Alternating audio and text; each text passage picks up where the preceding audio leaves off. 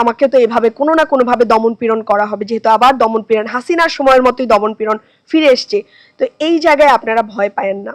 বৈষম্য বিরোধী আন্দোলন নিশ্চয়ই এরকম একটা ছোট ঘরে যেদিন শুরু হয়েছিল এরকম অল্প কয়েকজন মানুষ নিয়েই হয়েছিল, আমি ধারণা করছি, যদিও নিশ্চয়ই এরকম অল্প কয়েকটা, তখন তারা মানে ভাবছিল যে যাব সামনে, বা এই আন্দোলনের আরো আগের ইতিহাস এরকম অল্প কয়েকজন মানুষ নিয়েই শুরু হয়েছে, সেই আন্দোলন আজকে সফল হয়েছে।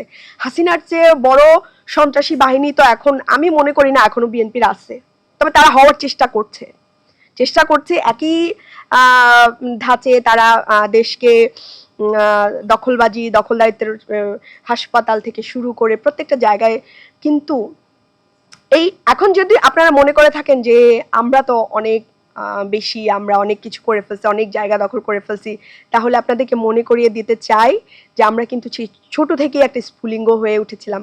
বাংলাদেশের মানুষ এখন আর অন্যায় সহ্য করতে চায় না, অন্যায়ের বিরুদ্ধে এখন সবাই কথা বলে, এবং আমরা চাই না যে আপনাদের হাসিনার মতো পালাইতে হয়। হাসিনার তো ইন্ডিয়া ছিল, আপনার তো কোথাও নাই, আপনারা তো কেউ নিবে না। এই এই এই জায়গা থেকে, এবং আমরা কিন্তু শুরু থেকে অনেক ধৈর্য ধরে আছি, আমরা দেশের স্থিতিশীলতা চাচ্ছি, দেশের অর্থনৈতিক স্থিতিশীলতা চাচ্ছি, এই কারণে আমরা কথা বলছি না। আমরা জুলাই সনদ, সংবিধান সংস্কার, এই যে রাষ্ট্র সংস্কারের কথা কিন্তু আমরা বলেই যাব, এবং আমরা যখন অধৈর্য হয়ে যাব তখন কিন্তু আর কোনো পথ থাকবে না। তা আগে থেকেই আমরা বলে যাচ্ছি, আমাদেরকে বলতে বাংলাদেশের জনগণকে অধৈর্য করেন না, সে একই খেলায় মত্ত হয়েন না। সো আপনাদেরকে ধন্যবাদ। আর এখানে ওয়াহাব মিনার স্যার আছেন, যে আমরা জুলাই আন্দোলনের সময় গ্রুপ খুলেছিলাম, বিভিন্ন গ্রুপ। আমাদের গ্রুপ একটা ছিল একাডেমিক পারপাস, মানে গ্রুপের যেন বোঝা যায় যে আমরা পড়াশোনা রিলেটেড কথা লিখছিলাম। তো এইরকম করে করে আমরা আন্দোলনের